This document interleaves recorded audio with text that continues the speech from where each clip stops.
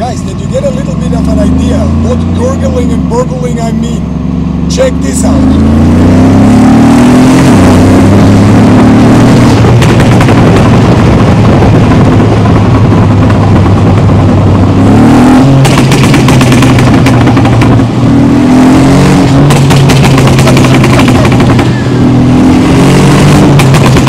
I love it!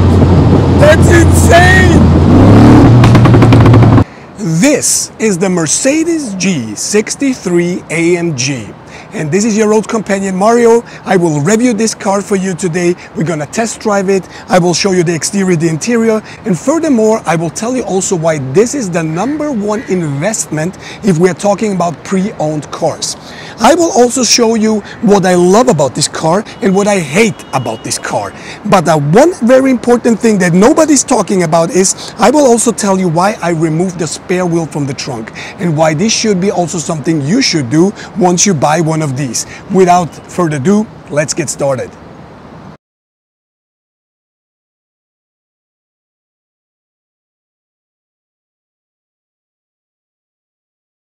Hello everyone, today we are taking a trip down memory lane with a modern classic, the Mercedes-Benz G63 AMG W463, a model that was in production from 2013 to 2018. The G63, my friends, is more than just an SUV. It's a testament to timeless design and raw power.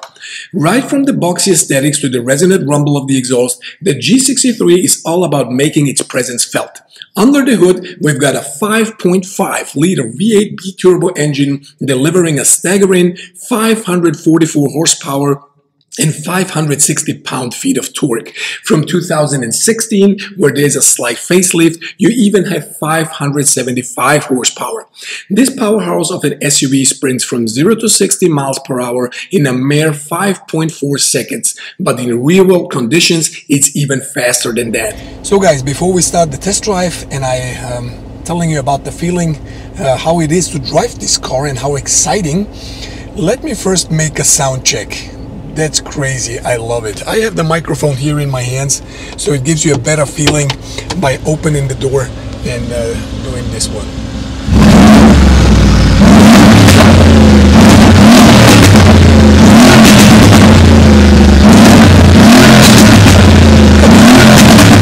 That's crazy. I love it. It's popping and gurgling. It's amazing.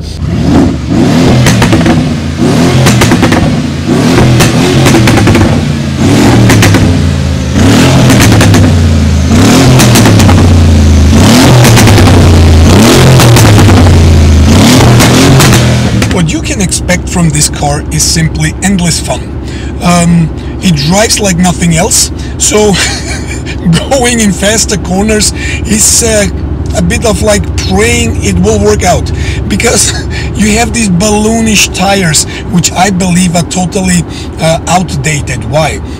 The balloon of the tires, the tire wall, if you want, is so high that it moves a lot. And of course, with this high suspension, you have a kind of wobbly feeling when you're driving it. That's something you need to get used to. The first 2 days when I bought the car, yeah, it was a bit of a weird feeling driving it this way, but when you get used to it, it feels totally normal, right?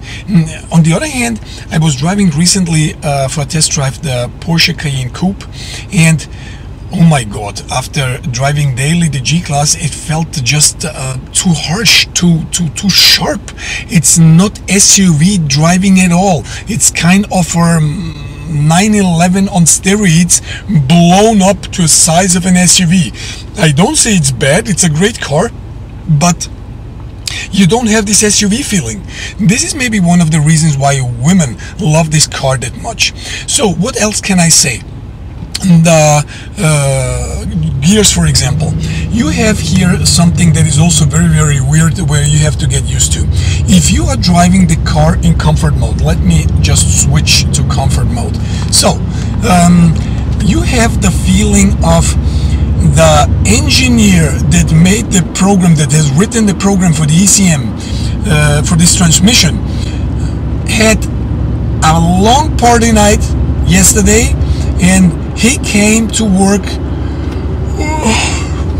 tired. And this is how it feels when you drive the car in comfort mode. It feels like it's tired.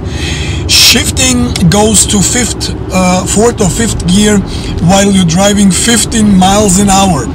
Why? That's nonsense. It makes it even slower. It makes it the car feels heavy. So if you're kind of that sleepy person, you will love it. I'm not that type of guy. I'm exactly the opposite. So there is something that you can do about it, and this is press one of these nice buttons here, which is the sport mode, and the suspension gets more firm, it gets stiffer, not too much, I believe. I like it, and the shifting is much better. It's shifting later up even if you drive normal, and this gives you the feeling that the car is not that heavy.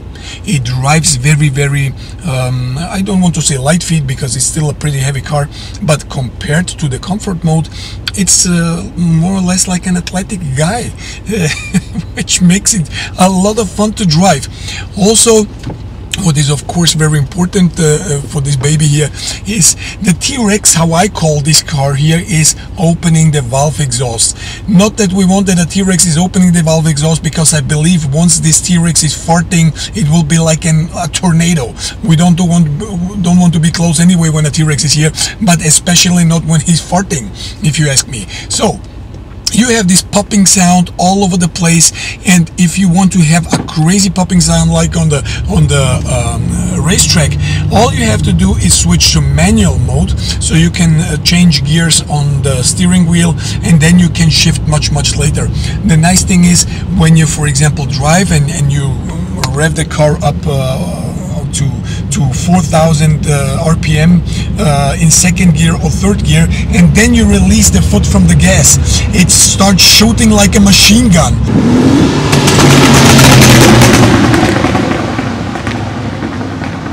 That's everybody stopping, watching. People are filming you, they're smiling, they're cheering. It's totally crazy what this car creates for feelings on the people outside on the street or in the cars. You get a lot of thumbs up when people see you, and many are asking you, do this one, so they can hear the exhaust. I'm pretty sure though that the leftists that want to save the planet will not cheer and not show you the thumbs. They will be going something like this. They want to punch you maybe. At least I guess so. So guys, let me show you a little bit the exterior. As you see on my car, what I have done, there is this big frame, this steel frame that you have that makes it look even more off-road. I was demounting that. I don't like that personally because I'm driving this car only in the city. I'm not an off-road fan, jumping around, even though that we are here in kind of a desert-like environment. That's not what I like. So I removed this, and you can buy them this originally at Mercedes-Benz to cover the openings. I also told Mercedes-Benz to paint my grille in black, so I have this like this nice contrast for the car, and I switched it also to new LED turn signals, because the old one look like 40 years old, and I don't like this style. I keep them of course in stock. One day when I will sell the car, that I have all original parts, but right at this moment I love this one. Looks they're kind of smoky, looks great, love them, and yeah, that's what I have done. A very important thing to keep in mind are the side pipes.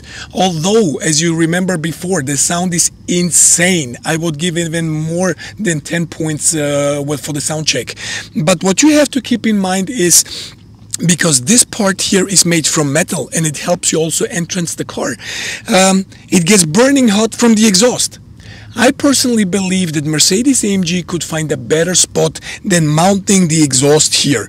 Better would be this place here where the frame is, and the reason for this is a lot of people are complaining, I'm one of them, is when you step out of the car, you have to make this step forward, because you don't use by going out this part here to step on it and then you go out of the car. You do this only when you go in. So what you do is, with your pants, with your calf, you always cleaning this part here, which makes it, yeah, it plays on your nerves, so you make this step forward. But on the rear, you have where the rear passengers are coming out, and especially if you have children, you have to take care that they are not burning their calves here, because even if they don't touch the exhaust, this part here gets burning hot even in winter times. So you have to keep this in mind and keep your kids safe. Now let me explain why I removed the spare wheel. In the beginning, when I bought the car, it was on it, and it's something that it's typical for this car, as everyone has it, but all have the same problem. The first time I saw that this was removed was from the tuning company Brabus. I'm a big fan from them. It's an awesome company, and I come to them back in a moment. Now, I saw they removed this, and I was thinking myself, why? Is it because of sportiness, because of... No, there's something much, much more practical. I found the following out. As the spare wheel itself with the cover has around, I would say 40 kilograms, about 45 kilograms, so let's say 80 to 90 pounds. And this door is very, very thin. I will show you in a moment when I'm opening this. Every time you accelerate, even if you do it in a moderate way, the car is doing this because of the tires. You have these balloon tires, so the car is doing always this. What happens is that this whole momentum is going with the weight of the spare wheel in this direction. So it's pulling on the trunk, on the door of this trunk. And what happens is that everywhere in these folds that you have here, the paint starts cracking because it's moving all of the time. And when I saw this, I was really, really angry, because it's something that needs to be considered. I mean, if I'm not mistaken, the car is built since 1979, quite a couple of years. So, and they didn't notice at Mercedes that this will happen, and there is no other way to mount the spare wheel. Range Rover is doing it below. It's high enough to put some tiny tire to solve this problem. This is the reason why I took this off. And now it comes, because all of this parts here that are usually hidden on every other car are on the inside, but here they are on the outside.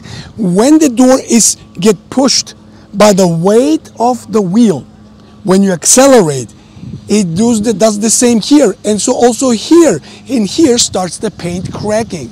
That's a totally no-go if you ask me. And this is why I recommend, if you buy this car, remove it. Now you will say, okay Mario, great idea. What is if I have a flat tire? That's a good question, but believe me one thing, you don't want to change the tire yourself on this car. Why? This could make a whole nother video. Why? Because it's horrible. Call assistance and they should do it for you, or they tow the car or whatever. But remove this if you don't want to have these cracks here, because painting it is very difficult, as you have to remove the complete door, and it costs a fortune. I paid it, I know it. So guys, let's talk about the trunk. The trunk has a decent size and you can fit quite a lot inside, but there is a drawback, and there is the following. There is no storage space for small things.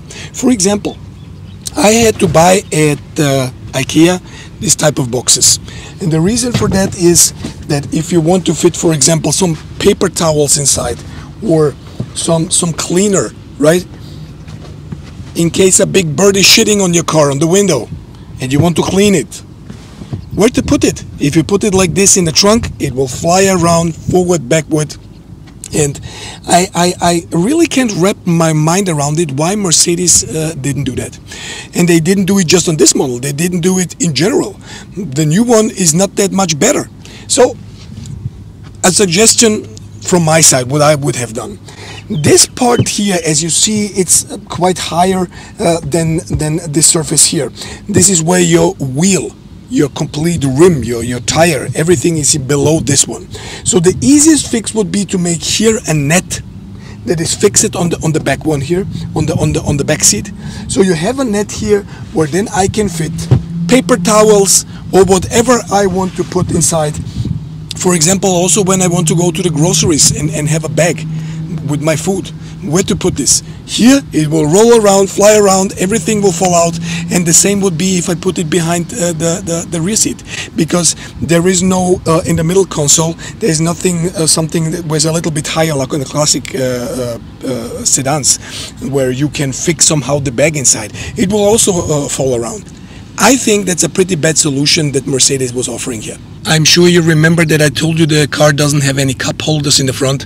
This is why I have mounted this aftermarket one, but you have to mount them on the vents, which is of course, especially like now during the summer heat in Dubai, horrible, because you want to have every possibility of cooling as you need it. So once the engineer that designed all of that was coming back from this hard disco night, and they realized that the next day they forgot cup holders, the German engineers came up with this.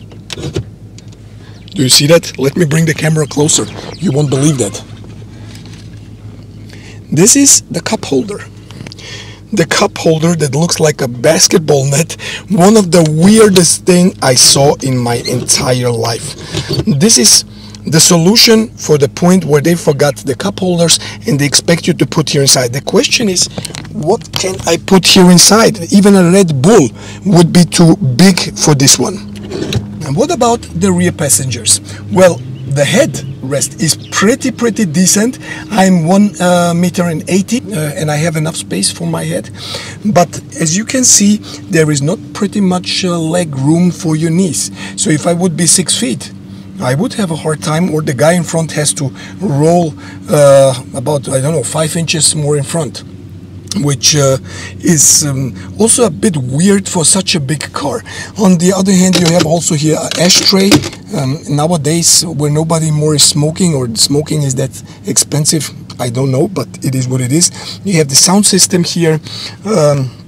Very good leather, the quality is amazing. You have also the subwoofers here in the seat, which gives you an amazing sound feeling when you sit in front, because everything is vibrating. I love that. And other than that, a nice Alcantara roof all over the place, and you sit very elevated, which I like very much. Let me give you an idea about the prices, spare parts, for example, for this car. Now, we have here nice floor mats from Designo, which is the department from Mercedes when you want to have special colors, a special interior, a special exterior color, a special leather color, whatever. That's the department of Mercedes-Benz, which is called Designo. Weirdly enough, this car has had these floor mats when I bought them, and not the AMG mats. There is nothing in this car that is from this Designo. That's why it didn't make any sense to me. However, so I asked, what is the price for 4 floor mats from AMG for my car? And I asked my father before, and he bought for his brand new E-Class, which is an E350, a great car, by the way, 4 floor mats for $200, all 4, directly at the Mercedes dealership with the AMG logo. Looks awesome. So they'll say, great, it's not that expensive. Mercedes-Benz, would you be so kind and give me a price for the floor mats for my G63? And they gave me a price of $1,535 plus taxes. Why? Why are Mercedes AMG floor mats in an E-Class cheaper than in the G-Class? Well, nobody can explain this, but that's typical for this car. This is why you really need to have money driving it. And it doesn't matter if you need brake discs, if you need wipers, whatever you need for this car, it will be 5 to 10 times the price of a regular Mercedes. And you have to be aware of that if you don't want to have a bad surprise when you need them. As you can see, I have changed the rear lights to aftermarket lights. Usually I'm not doing this thing, but the original one are so outdated and so old looking, kind of functioning, at least it appears this way. They look like from the 80s. And I think this car deserves a little bit better. Now, I was switching the camera to 24 frames a second, so we don't have this flimmering on the lights. I believe this is very nice, and I suggest to do the same, but I always also recommend to keep the original parts in a storage room as I have here, because one day you want to sell the car, you have all the original parts, and then the new owner can decide, I keep this one or I want to go with the original one. In general speaking, this brings me to a very important point, because many people ask me, Mario, what do you think about the Brabus body kit? And this is a topic I will cover right now. Now, what do I think about the Brabus body kit for the G63 AMG, or in general for the G-Class? I personally love this body kit. I think this is one of the most beautiful and iconic body kits ever built. I am, by the way, a huge fan of Brabus itself. It's a company that exists for 50, 60, I think maybe even 70 years, and it's a pioneer in the tuning business. If they were not Bodo Buschmann, the father the founder of Brabus, wouldn't started doing what he did back in the days, we wouldn't have a custom industry as we have it today. Now, what do I think about the Brabus body kits? I think if you want to have one, or you should buy the original. Absolutely. And if you find a car that already has this body kit on it, with the Brabus wheels and the body kits and all this stuff that they are selling for this car, I personally would make sure that this is original. Of course. Look, so many are driving these as fake body kits with fake wheels from Brabus. Why? Just that you show off how important you are? You are not, because that's ridiculous. First of all, it's a safety point. You're driving wheels made in China. Now you can say everything is made in China. Yes, but there are big companies behind them there that make a quality control on each single part, which they don't do. This is why 1.4 billion Chinese are not buying fake Chinese parts. They know what they're doing. You want it because you can't afford the new body kit, or don't want to wait until you have the money together to buy it. And that's why you're doing this step, which is totally nonsense. It's crazy. It's dangerous. If your wheel cracks, this dinosaur here does have not the road stability on speeding, when speeding on a highway or fast driving, like an X5M or a Porsche Cayenne or something. You can't compare it to that. So if one of the rims crack and you have your family with you inside, your kids, do you want to be responsible that they are dead or crippled? Think about this. And the second thing is, are you buying yourself fake Louis Vuitton shoes? Fake Louis Vuitton t-shirts or Prada or whatever? No. If you do this, you're a poor person in my mind, but mindly poor, not only financially. If you don't have it now, save a little bit money and buy the original. You know it's original. It gives you a very good feeling and great confidence. I'm a big believer in luxury products. Don't misunderstand me. But I don't like this fake stuff.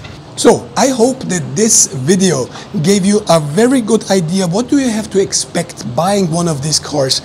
How much fun it makes, what is not so good. If you can live with these things, that's the perfect car for you.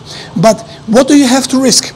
If you buy this car, again, the biggest advantage you have with this is the value. It keeps the value or is going up. And this is all because of the situation that the new car is sold by 100K over the regular price. $220,000 to $250,000 for the new G63 AMG is a totally normality. If you go, some dealers in Dubai are asking even more because you can get a hand on one of them. So you buy the car, you find out that you're not happy with, you sell it for the same price as before, maybe even more. And keeping this in mind, it's a no-brainer to buy this car. But now let's come to the Your Road Companion with Mario overall score for this car, and let's see what number do we get together.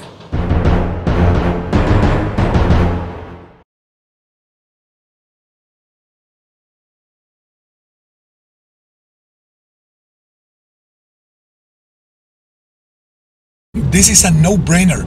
Usually I'm switching cars after 2, 3, maximum 4 months. I own this already for 1 year, and this is for a reason. The car is awesome. Awesome. There is nothing you can do wrong with this one, even if it's a 2012, 2013 This all doesn't matter. Just check that the car is well maintained and that it's in good condition. If you like this video and it helped you to make a decision buying one or not, I would be happy if you subscribe to the channel, if you give me a like, and if you share the video. And please also comment if you have any questions or concerns, or if you have your own experience that is maybe different than mine. I would really appreciate if you comment on that.